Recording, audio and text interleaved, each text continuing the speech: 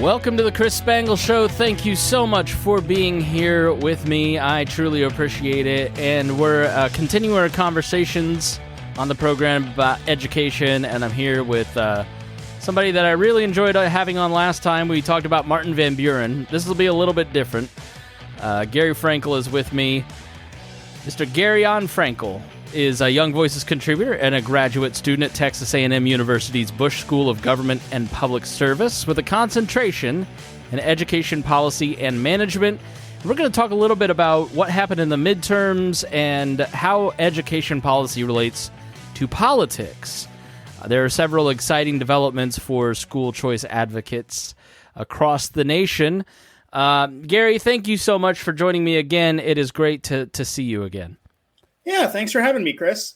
So, I think Glenn Youngkin, let's start with Glenn Youngkin, because that was sort of a wake-up call for a lot of people in the political world about the importance of education. And I know that inflation and abortion were like the big issues that everybody talked about.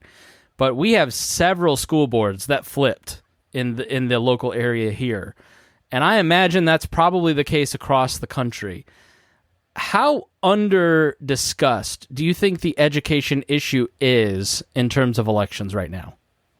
Yeah, and the thing about education as an electoral issue that people forget sometimes is that education is at the local and at the state level. So when people are talking about national level issues, education doesn't really come up as much because the federal government has a very limited purview when it comes to public K-12 education. Everything that's really important happens at the state and local level. Now, you take something like COVID, which affected everybody equally in some way. There was a couple months there where everybody, no matter where you were living, was online. People were really experiencing the same sorts of issues, the same problems that everyone else was, arguably for the first time. And that's what really brought education to this national forefront. Now, what Glenn Youngkin was able to capitalize on in Virginia is that there are some very specific problems afflicting Virginia's school district. I mean, as bad as we talk about wokeness in education in general in your average school district, it was turned up to 11 in Virginia. And what Youngkin was able to do was just give parents a message of sanity, is that the point of public K-12 education is to educate students. It's to prepare them to be effective citizens.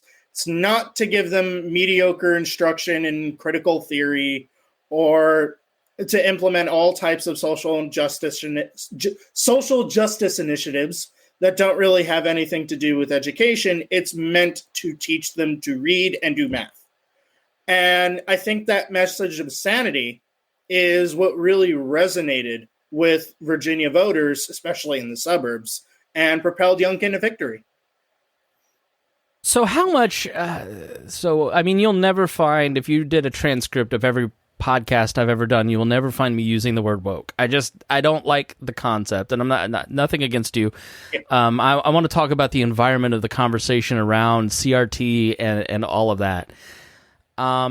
Because I live on Twitter, right? And in Twitter land and in talk radio land where I have existed mainly, you'd think that CRT is just the only thing ever taught at schools, and it's the only thing that is driving parents to kind of get involved, right? Is that the hinge on which a lot of parents are getting involved? Is kind of the new interest in schools just Republicans kind of mad at CRT, or are there just much deeper problems and that just sort of gets the headlines? Give me the degrees of this conversation. Yeah, the backlash to critical race theory has undoubtedly been important. It's undoubtedly swayed elections in some areas, but it is far from the only thing in the public education system that parents are upset about. There's also the intrusion of sexuality and gender theory that parents are upset about.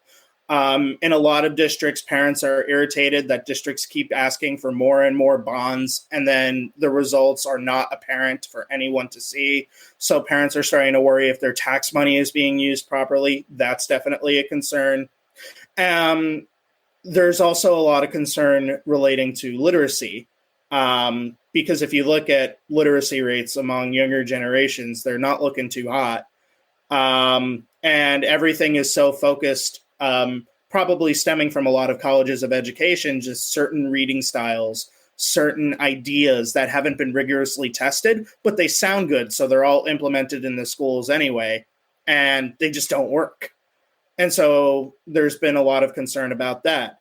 Student behavior is another topic that's being discussed in a lot of local communities, but is going underreported at the national level just because it doesn't sell the same way that something like critical race theory does. But parents are legitimately concerned that their child is not safe in school. And it's not because of gun violence or everything that the left will tell you. It's just because of simple student misbehavior.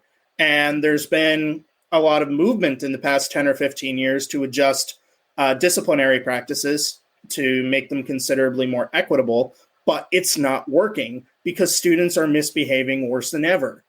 And critical race theory makes all the headlines. There's very good reason for that, but there's also a lot of other issues under the table that some candidates are recognizing and some aren't.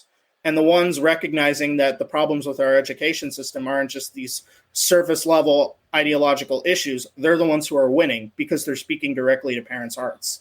So how did that play out in the 2022 midterms? Yeah, you could just see it in some of the states. In Kansas, for example, the Kansas gubernatorial election got very little attention, but it was mainly centered around education. And the reason why the Democrat ended up winning was because she got to the heart of the problems in Kansas's education system. She spoke directly to what parents were concerned about and made that a central focus point of her campaign. Whereas the Republican made very vague allusions to school choice. He made multiple comments about these convoluted plans, but these plans were really nowhere to be found. There were just vague allusions to critical race theory and gender theory being bad. But he wasn't directly speaking to parents' hearts. He spent too much time on the internet, spent too much time listening to some of the national messaging, and forgot what people within his state actually wanted, and that's why he lost. It was a close election, but it's kind of concerning whenever a Republican in Kansas loses, even if it's at the gubernatorial level where they have a history of electing Democrats. You contrast that with somewhere like Florida. Governor Ron DeSantis has definitely embraced a lot of the cultural stuff, but he's also speaking to problems that can be directly found within Florida's education system, and that there are a lot of families who just want something different for their kids, but they don't have the means or the resources necessary to pursue something different. So what Ron DeSantis did was that he designed and got past the largest expansion of private school choice in the country up to that point, and now thousands of Florida families are able to access opportunities that they weren't able to previously. So even though DeSantis gets a lot of press for being that culture war governor, and for very good reason, he's also spoken to the problems that families in Florida are directly facing, and that's why they gave him his support. He won Miami-Dade County by 11. Right, and which is a hugely Democratic area. Yep, he won it by 11. He barely lost the city of Miami itself, which was previously unthinkable. And his emphasis on education is a big reason why he was so successful in areas that Republicans haven't traditionally penetrated. This DeSantis's performance kind of goes to something that I've surmised that I'd like to be true. Let me put it that way. And that bread and butter issues, traditional issues of competent governance, and things that Mitch Daniels would have championed, praise be his name, will ultimately be what voters care about and what they truly want. They don't want Christopher Rufo. They want, Mitch Daniels talking about education. They want. They don't want the flash, and they don't see the flash, but that's big on Twitter. That's big in these conversations. That's what makes it on talk radio and what drives donations. I don't think I have a point. I think I'm just ranting. But Gary, I think he kind of proves that point. But give me a deeper dive into Florida. Talk about what Florida did differently and how they expanded school choice. Yeah. So Florida created a variety of new programs under the DeSantis administration, largely centered on private school choice, giving families an out if they want to leave their public school, but don't really have any other options immediately available or can't afford private school tuition. The DeSantis administration provided those opportunities. But their answer wasn't just, well, you don't like the public schools, here's an opportunity to leave. They did a lot to improve public schools as well. This got very little attention because COVID was just dominating everything at the time. But the DeSantis administration implemented one of the largest speech and debate expansions in the country in an effort to make Florida's public schools rich in opportunities for speech and debate, which has been proven to be enormously influential in eventual student outcomes. It teaches them how to argue. It teaches them critical thinking. It teaches them really close reading. It enables them to be more successful in college. And that was another big expansion on the part of the DeSantis administration. Another important component of his broader policy was starting to hit into those cultural issues because they are important. They're just not everything. And he prevented, and is still in the process of preventing, Florida's public schools from embracing any particular ideology and making that ideology a central focal point of their pedagogical approach at the expense of students who really should be learning reading and math. And if you look at all of the potential categories, the Heritage Foundation did a really nice study of this. Florida is now one of, if not the most school choice friendly states in the country. And it's not just about private schools. It's not just about vouchers. It's about expanding all types of opportunities for families to educate their children how they see fit. Yeah, Ron DeSantis is cool and all, but I really do think we do have to say nice things about Jeb Bush. Yes, he laid the groundwork. I mean, can you talk a little bit about the fight that Jeb Bush started and that Ron DeSantis got the finish and is getting credit for? Yep. Yeah, when Jeb Bush was governor of Florida, this was 20 plus years ago already, he was the one at the forefront of some of those initial expansions of school choice. He was the one who started getting the ball rolling on charter schools. He was the one who got the ball rolling on Florida's initial voucher programs that DeSantis would later expand.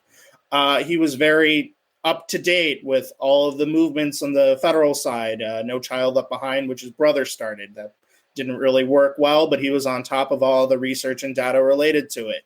Jeb Bush was an education governor, and he was a very good education governor.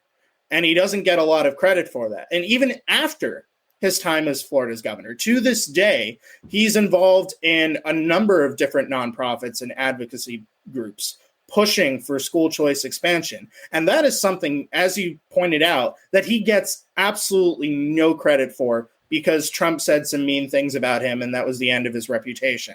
It's in full disclosure, I am the podcast editor for Reimagined, which is an organization that I think he's a part of that's based in Florida that does amazing things for scholarships for, kids with disabilities and kids with, lower incomes to go to school. Like Jeb Bush in terms of education is a phenomenal person and should get credit for it. And it kind of sticks in my craw because, I'm not a fan of all of his other policies. I just think that is in one area where he doesn't get enough credit for sure. Jeb Bush has done as much, if not more, for school choice in this country than anybody alive today. Absolutely. And I totally agree with you. Yeah. He needs props for that. He just needs them, but he won't because 2016. Right. Yeah. Low energy Jeb and low energy Jeb. Please clap. I think that's a point that you made really well in your article in the Washington Examiner titled "What School Choice Advocates Should Learn from the Midterms," and that the people who had the fundamentals right did well, but the people who didn't, the Republicans who will talk about CRT and who will talk about this stuff in very surface level ways didn't get rewarded. Yep. That kind of goes, Gary, I think people just think, oh, everybody's propagandized by Fox News or propagandized by CNN, and nobody thinks deeply about their vote. But I think your article kind of shows that parents and voters really are thinking about deeper issues than what they might see on cable news. Absolutely. And just for an example of that phenomenon, look at Arizona. I don't care what Doug Ducey's approval ratings were in the weeks and months leading up to the 2022 midterms, in which he wasn't a candidate anymore because he was term limited. That man has the fundamentals right when it comes to school choice. That's why he was the one that pushed universal education savings accounts, making Arizona the first state to have a program like that. Doug Ducey gets it. And he never had a problem winning a gubernatorial election in Arizona, even when he was dealing with Arizona's swing towards the Democrats later in his tenure. He never had an issue because he knows his state and he got the fundamentals right. And then you have Kari Lake come in, and credit where it's due, extremely polished candidate in every way imaginable. But she didn't have the fundamentals right. Because if she thought that if she appealed to the hard right hard enough and was very in tune with what Twitter was talking about and what was all the rage in terms of the media, that it would drive her to victory. But she forgot that she was running in Arizona. And Arizona wants to see results. And that's why she lost. So let's talk about the school choice revolution that you've deemed in your article. We had another guest on, Hannah Finkman, that talked a little bit about Arizona and how big of a deal this is. Start with some of the basics. What happened in Arizona that's going to help children? Yeah, Arizona was the first state to implement education savings accounts. And what education savings accounts are, they're similar to vouchers, but much more flexible. They're funded similarly, usually from the portion that the state government would have normally sent to a public school, but instead they'll send it to the families directly. And whereas with a voucher, you can only use that money for private school tuition, with an education savings account, you can use it for private school tuition, but you can also use it for technology, textbooks, standardized tests, certain types of therapy that you might need, homeschooling materials, just a variety of different programs and resources that all go into a child's education that policymakers don't normally think about. And earlier this year, Arizona expanded their education savings accounts program. Previously, it was only available to certain groups. Now it's available to any public school, any student in Arizona who wants one. And it's the first universal school choice program of its kind in the United States. There's a couple in Europe that beat us to the punch, but it's the first of its kind in the United States. And it gives every Arizona family an opportunity to escape from a public school district that isn't meeting their needs, if that is what they desire. Because if they don't, the money will just go to the public school as it normally would have. And this is an transformative event in the history of school choice, because pre-COVID, implementing a universal program like this would have been unthinkable just because there would have been too much opposition.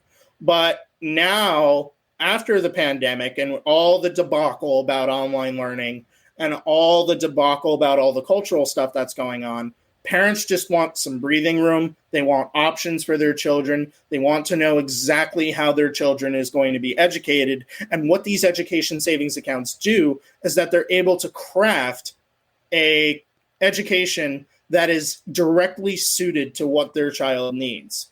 And I wouldn't be surprised at all if other states try to implement this model as well, because it is really a model for the school choice movement to follow nationwide. New Hampshire has something similar, though Arizona's is larger. And that's really the one that people are going to be watching. Did it pass by referendum?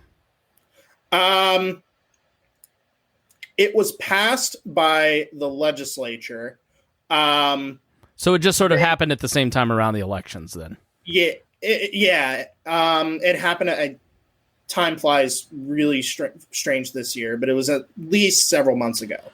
So and I know that I'm asking an obvious question, but what changed for parents in Arizona? What did you? I don't know if there's exit polling or testimonials or What literature have you seen about why this decision was so well supported in Arizona? Yeah, the big difference is that previously somebody who, let's say somebody was from a lower middle class household somewhere in the Phoenix metropolitan area, they would have had access to their neighborhood public school. They would have had access to charter schools, of which Arizona has a very sizable and high quality network.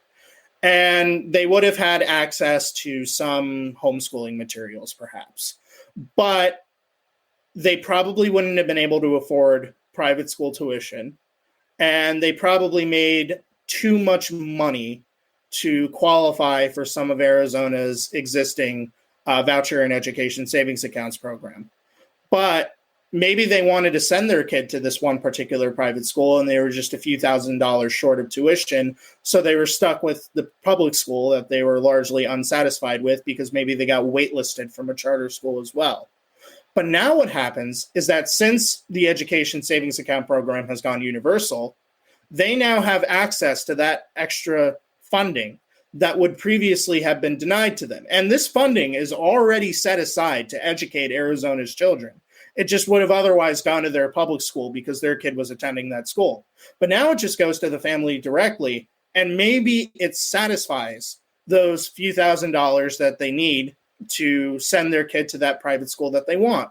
Or maybe that they could afford that private school to begin with, but they couldn't get their student there. Well, now they can use their education savings account in order to contract with a highly trusted rideshare company. And there are a couple of these education rideshare companies around. And maybe they can contract with that in order to send their child to school. Maybe they can buy certain tutoring materials or extra help that they weren't able to previously. And it just creates so many more opportunities, so much more flexibility for families that just wasn't there previously. They were, in the most literal sense, stuck in an education system that they were unsatisfied with. So isn't this going to end up destroying public schools? I mean, when you take that much revenue away from schools and, you know, they're already feeling budget crunches. I mean, here in Indiana, we have low teacher pay. There's always arguments that we need to fund schools more. We're just failing our children because we're not putting enough money towards education. And an idea like this, isn't that just going to cause the education in public schools to be worse because of less resources? Yeah, that's something I get a lot. And the answer is no. If you look at public school spending since the late 1960s, nationwide, it's gone up by roughly 272%. And that is adjusted for inflation. 272%. Teacher pay, adjusted for inflation, has remained essentially stagnant. And the number of employees, as well as the salaries of those employees within central administration of school districts, has gone up precipitously. Meanwhile, test scores have not changed at all. So schools are already receiving a lot of money. They're receiving all the money they can need. On a per student basis, American school funding is among the highest in the developed world. The problem is school districts largely aren't using this money responsibly. They're going towards paying off debt or increasing administrator salaries. Or in the case of my old school district and the previous superintendent, paying his wife a six-figure salary to do essentially nothing. So schools are already receiving more money than they could possibly need. They're just not using it responsibly. But on the other hand, even if you accept for the sake of argument that school districts are really struggling financially, what happens when that state money leaves, though, is, remember, all of this is on a per student basis. Students are generally funded based on seat time. If you're in the chair at that school for a certain period of time, the school gets that money from the state for that student. But now that student is going to be somewhere else, so you would think, oh, the school is receiving less money. But here's the thing. They have fewer students to educate, and they're still generating the same amount of revenue and property taxes that they always were. So theoretically, school districts could spend more money per student under the new with the new education savings accounts in place than they were able to previously. And if school districts were really spending with the students in mind, they would be thrilled because now there's a less of a burden on administrators and instructors. They have more time to spend on each student, so they can do smaller class sizes, more amenities, because they're still generating that same level of property tax revenue. But what that means is that they won't be able to hire as many administrators and support staff, etc., who often become members of teachers' unions, which means that they're not getting those union dues anymore. The problem isn't that public schools are going to be destroyed. Public schools are going to do just fine, but there's going to be a chink in that teachers' union armor, and that's the real problem. All right, Gary, please give us it's shameless self-promotion time. Where can we follow your work? Y'all can follow me on Twitter at FrankelGarion. All right. Thank you so much. I really appreciate your time. Thanks for having me, Chris. Thank you, listener, for joining us as well. If you enjoyed this, if you learned something, then please share it with your friends. That is the best way that you can help us grow. Thank you so much for listening here on The Chris Spangle Show. Before we start, I want to thank all of the Weird Libertarians patrons for being a part of the show. You can find out all of the benefits of subscribing on Patreon at joinwalplus.com. That's WAL plus.com. You'll get bonus content, access to the complete archives. There's over 1,000 shows that you can't get in the public feed, and you'll be supporting all of our great shows. Thank you especially to our $100 a month members, John Pusilo, Vincent Peichel, Lars Nordskog, Jake Edel, Matthew Durbin, Reinhold, Christy Avery, and Jason Doolittle.